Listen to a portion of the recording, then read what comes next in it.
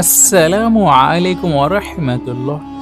আজকের এই ভিডিওতে আমরা মানুষত্বের তারিখে অতিবাহিত হয়ে যাওয়া কিছু এমন মানুষের সম্বন্ধে জানব যাদের মধ্যে কিছুরা নিজের বুদ্ধির অহংকার, তো তার মধ্যে কিছু ধন দৌলতের অহংকার, আর কিছু তো এদের মধ্যে নিজের সৈন্যবাহিনীর অহংকার এমন অহংকারী হয়ে গিয়েছিল যে এরা এদের নিজের সৃষ্টিকর্তাকে মানে আল্লাহ তাআলাকে চ্যালেঞ্জ জানিয়েছিল।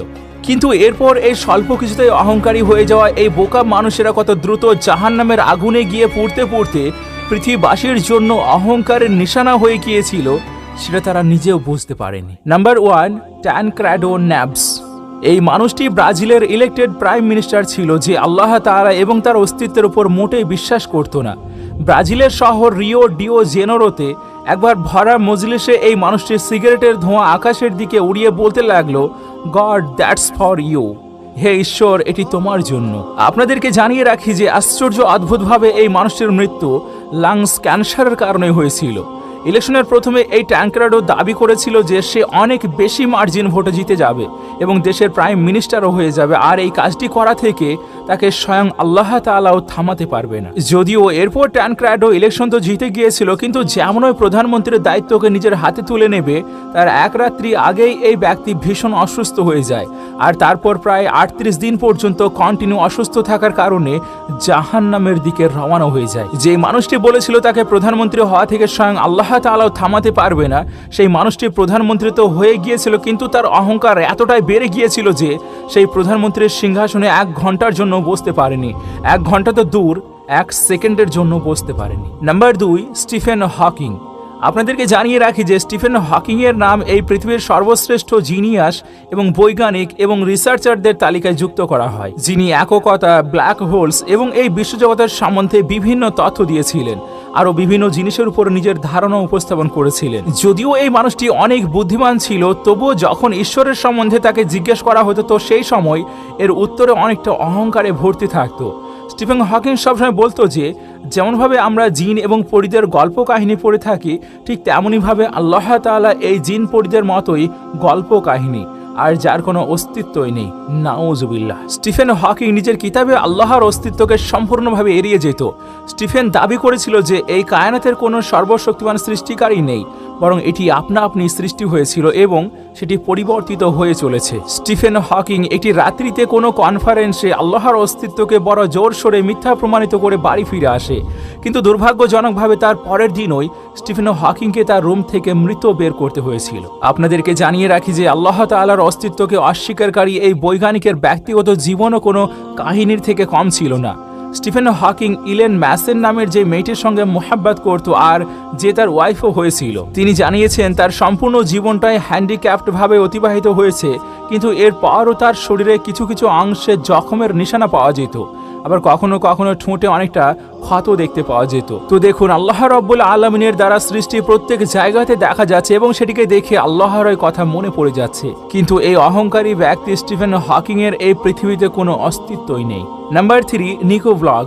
এটি ভারতেরই একজন ফেমাস ইউটিউবার যে তার দর্শকদেরকে বলার চেষ্টা করছিল যে মানুষের মৃত্যুর পর যে কবর দেওয়া হয় সেটি আযাবের কোনো জায়গা নয়, যদি মানুষ চায় তাহলে সেটিকে এক প্রকার বিলাসিতার জায়গাও বানাতে পারে।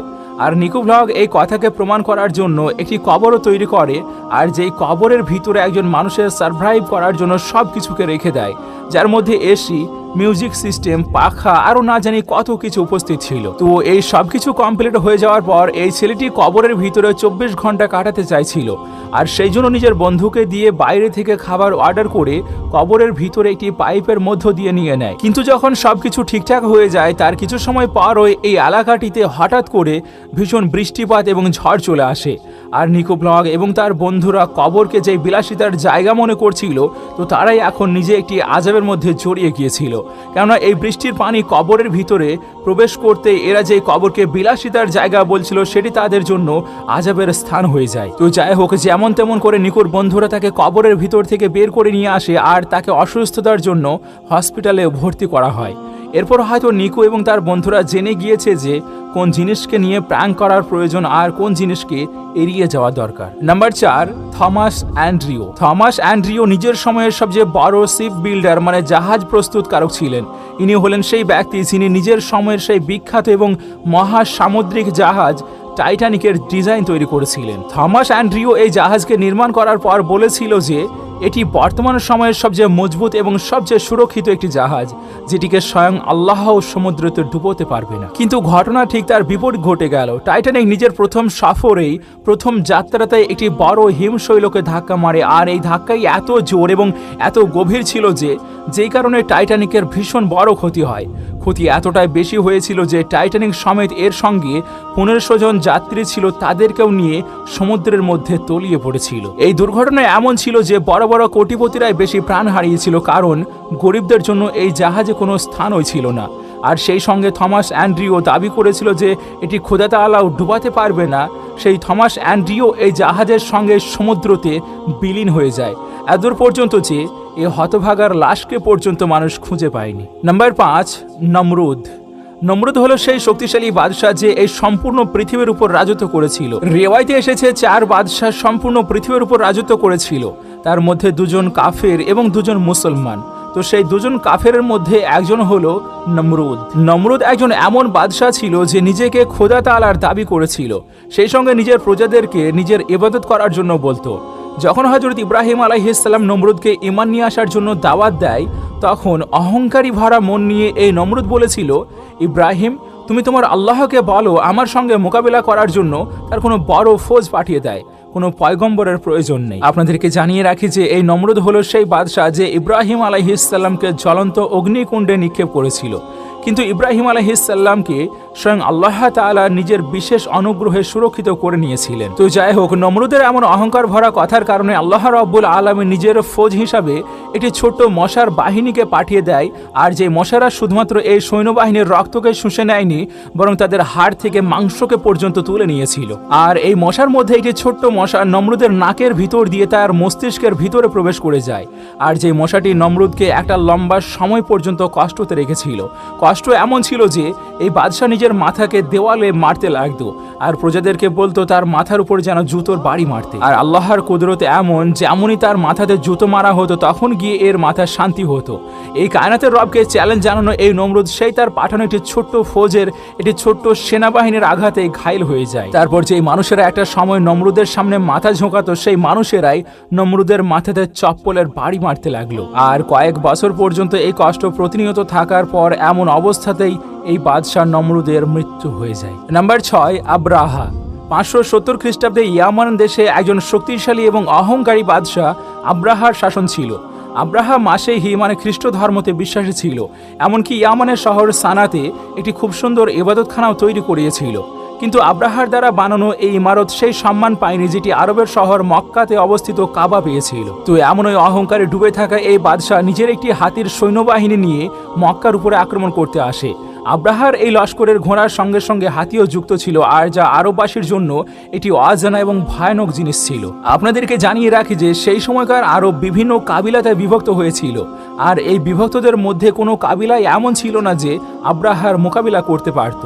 তো সেই জন্য আল্লাহ রাব্বুল আলামিন নিজেই নিজের ঘরকে হেফাজত করার জন্য আসমান থেকে আবাবিলের একটি ফৌজ পাঠিয়ে দেন। এই কায়নাতে রবের কাছ থেকে পাঠানো এই পাখিদের ফৌজ আকাশ থেকে ছোট ছোট পাথর নিক্ষেপ করতে লাগলো এই আব্রাহার ফৌজের উপরে, আর যেই কারণে আব্রাহার ফৌজ সেই জমিনের মধ্যে ধূলিসাৎ হয়ে থেকে গেল। আর এই সম্পূর্ণ কাহিনীকে আল্লাহ রাব্বুল আলামিন কুরআনুল কারীমের সূরা ফিলের মধ্যেও বর্ণনা করে রেখেছেন। নাম্বার 7, ফিরাউন।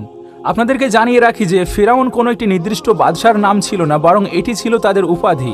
মানে মিশরের সিংহাসনে যেই শাসক হতো তাকেই ফিরাউন বলা হতো। এমনিতে তো মিশরের তারিখ অহংকারী এবং জালিম ফিরাউনে ভর্তি হয়ে আছে, কিন্তু এখানে মুসা আলাইহিস সালামের সময়কার ফিরাউন রামশেষ দ্বিতীয়ই মিশরের তারিখের সবচেয়ে জালিম ফিরাউন হিসেবে পরিচিত হয়ে আছে। এই ফিরাউনও নিজেকে আল্লাহ তাআলা বলে দাবি করেছিল এবং মিশরের জনগণকে তার সামনে মাথা ঝোঁকাতেও আদেশ করেছিল।